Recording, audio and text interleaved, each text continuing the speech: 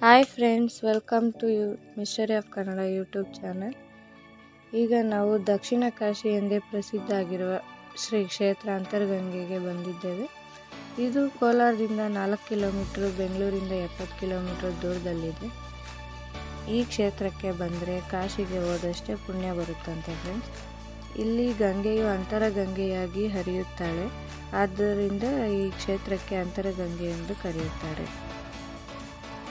ಗಂಗೆಯು ಈ ಕ್ಷೇತ್ರದಲ್ಲಿ ಅಂತರಗಂಗೆಯಾಗಿ ಹರಿಯಲು ಪುರಾತನ ಘಟನೆ ಹೊಂದಿದೆ ಅಂತೆ ಫ್ರೆಂಡ್ಸ್.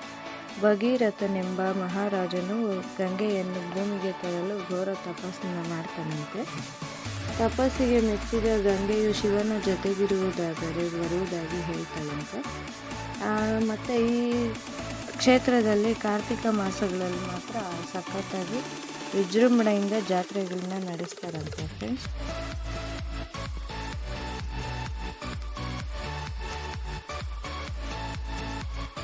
ನೋಡಿ ಫ್ರೆಂಡ್ಸ್, ಇದು ಟ್ರೆಕ್ಕಿಂಗ್ ಜಾಗ ಅಂತೆ.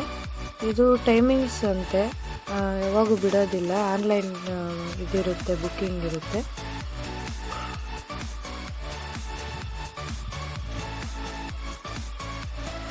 ನೋಡಿ, ಆನ್ಲೈನ್ ಬುಕ್ಕಿಂಗ್ ಇದೆಲ್ಲ. ಬನ್ನಿ ಮೇಲೆ ಹೋಗೋಣ.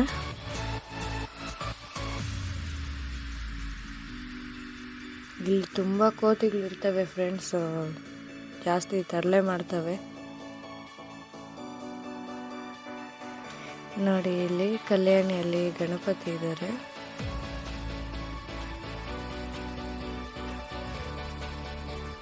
ಮಳೆಗಾಲ ಬಂದರೆ ಕಲ್ಯಾಣಿ ತುಂಬ ಇರುತ್ತಂತೆ ಫ್ರೆಂಡ್ಸ್, ನೀರು ಚೆನ್ನಾಗಿರುತ್ತೆ ಅವಾಗ ನೋಡೋಕ್ಕೆ.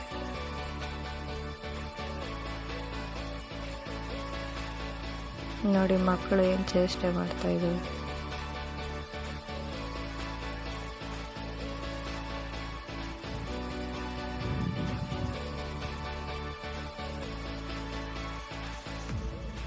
ಈಗ ಬನ್ನಿ ಫ್ರೆಂಡ್ಸ್, ಬಸವಣ್ಣನಲ್ಲಿ ಕಾಶಿಯಿಂದನೇ ನೀರು ಬರುತ್ತೆ ಅಂತ ಹೇಳ್ತಾರೆ. ತುಂಬ ಪವಿತ್ರವಾದ ನೀರಿದು. ನೋಡೋಣ.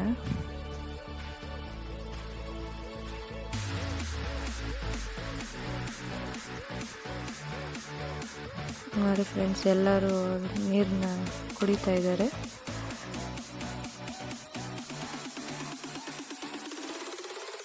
ಬಸವಣ್ಣನಿಂದನೇ ಬರ್ತಿದೆ, ಬಟ್ ಕ್ಯಾಪ್ಚರ್ ಮಾಡೋಕ್ಕಾಗ್ತಾ ಇಲ್ಲ.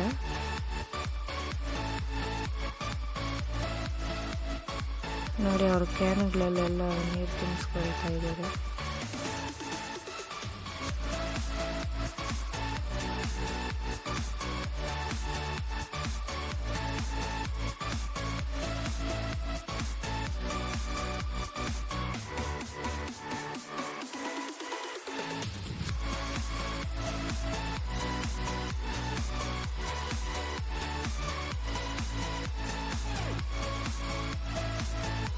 ನೋಡಿ ಫ್ರೆಂಡ್ಸ್, ಕಾಣಿಸ್ತಾ ಇದೆ ಅಲ್ಲಿ ಬಸವಣ್ಣ.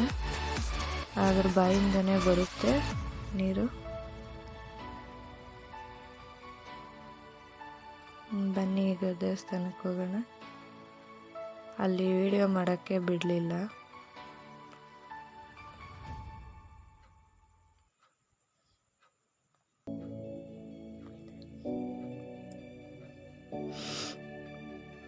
ನೋಡಿ, ಇಲ್ಲಿ ಕಾಣಿಸುತ್ತೆ ಬಸವಣ್ಣ.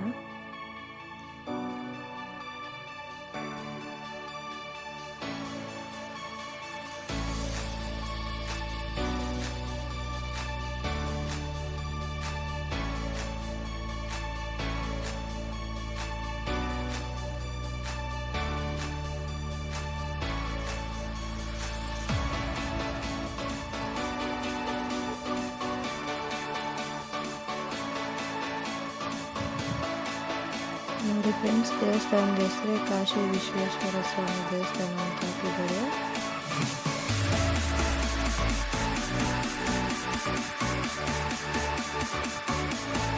ಕಾಶಿ ವಿಶ್ವೇಶ್ವರ ಸ್ವಾಮಿ ದೇವಾಲಯ.